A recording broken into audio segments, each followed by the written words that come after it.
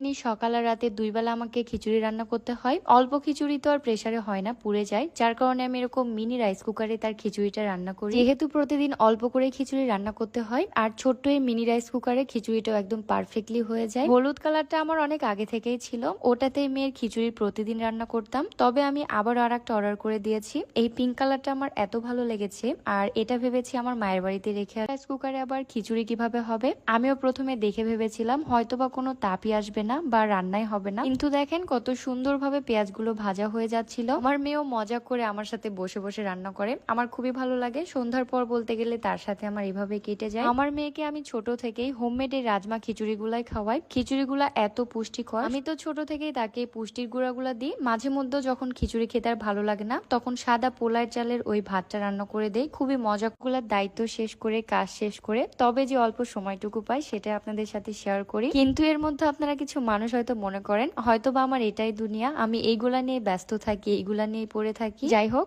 দেখেন আমার এই মিনি রাইস কুকারটা কতটা উপকারী। আমি এই রাইস কুকার নিয়ে সব জায়গাতে ঘুরতে পারবো, সব জায়গাতে যেতে পারবো। সুন্দরভাবে এই লাগেজে ধরে যাচ্ছিল। এখন আমার তো কোনো চিন্তাই নেই, কোনোদিনও যদি কোথাও ট্যুরে যাই এই মিনি রাইস কুকারটা সাথে নিয়ে যাব খিচুড়ি রান্না করার জন্য। আর এই তো আমার মেয়ের খিচুড়ি একদমই রেডি। দেখেন কতটা সুন্দরভাবে হয়ে গিয়েছে। আমার মেয়ে একটু নরম খিচুড়ি পছন্দ করে। রাজমা এই খিচুড়িতে অনেক রকমের চাল ডাল সাথে রাজমা অ্যাড করা থাকে, যার কারণে এটা বাচ্চার জন্য অনেক অনেক পুষ্টিকর। আর আমার বাচ্চা এটা অনেক বেশি পছন্দ করে, মানে খুবই মজা করে খায় এই খিচুড়িটা। আর রাইস কুকারটাও ছোট হয়, আমার মেয়ে তো মনে করে এটা তার একটা খেলনা।